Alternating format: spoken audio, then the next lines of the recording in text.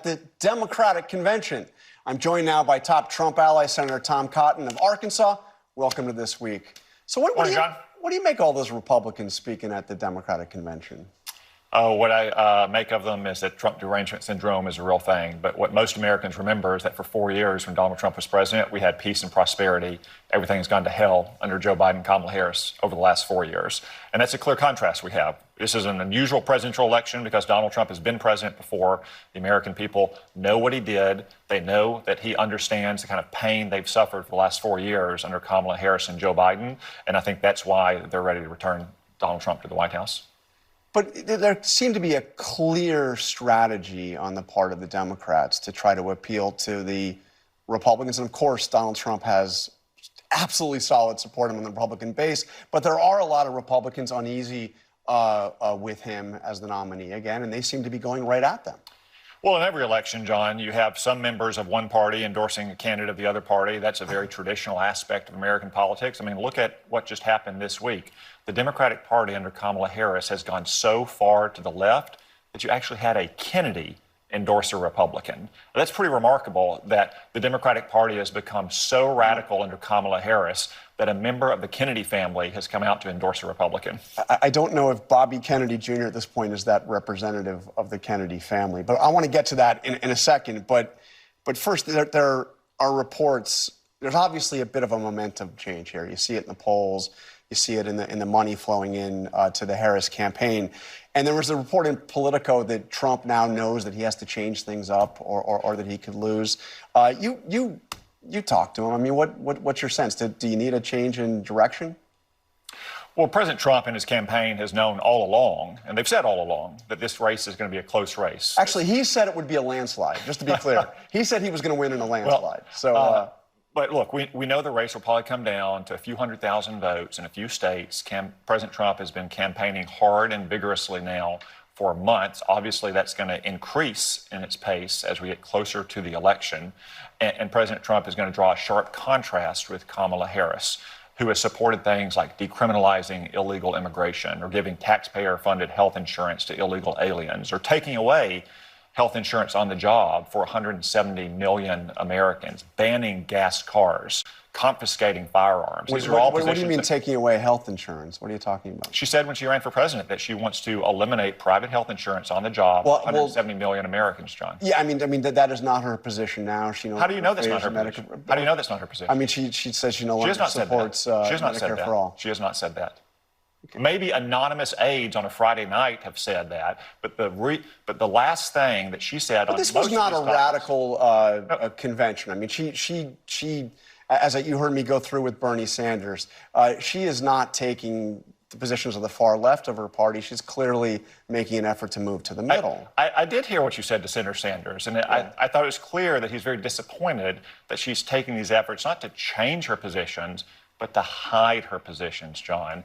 The American people are totally justified to conclude that Kamala Harris is a dangerous San Francisco liberal based on what she campaigned on the last time she ran for president and what this administration has done for the last 4 years. Again, you would have thought watching the Democratic convention last week that the Democrats are not in office, that they're not in power, that they're campaigning against an incumbent Republican, when in reality, she's been part of the failures of the Biden-Harris administration for 4 years. And when she campaigned for president, in her own right, she did, in fact, promise things like decriminalizing illegal immigration and taking away health insurance. But that's a position she's clearly changed on, and she has said she has changed. Yes, she has. No, she has not. John, she has not said that.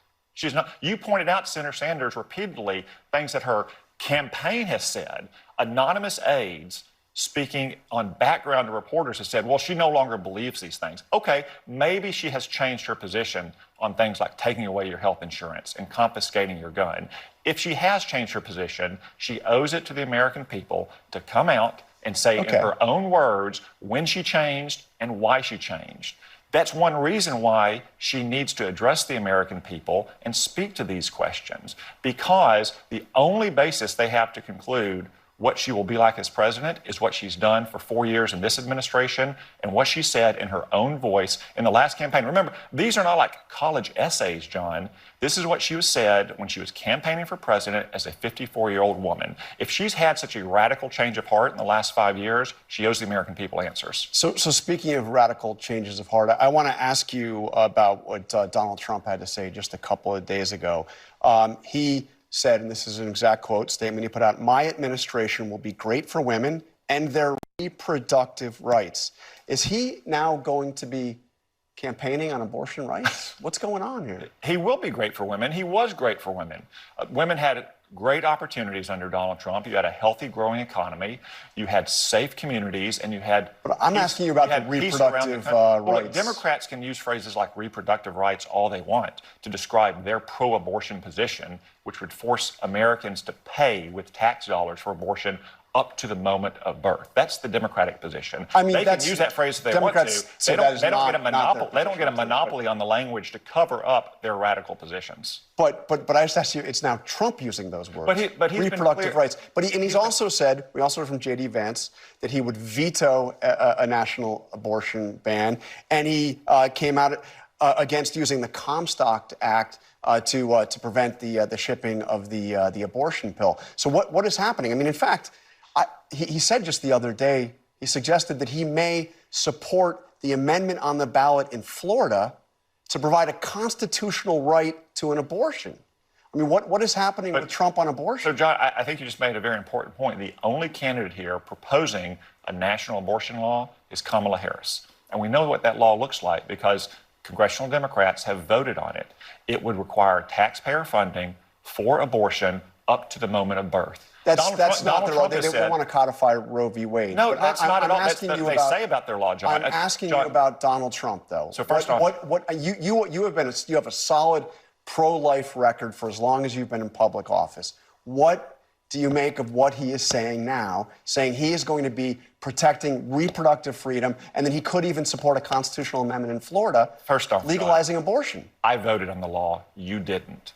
It does not codify Roe. It goes far beyond what Roe says. It would provide taxpayer funding for abortion up to the moment of birth. Donald Trump has been consistent. He said that Roe v. Wade was wrongly decided. Before Roe v. Wade, this question was largely regulated by the states. Now that Roe v. Wade has been reversed, it will be again largely regulated by the states.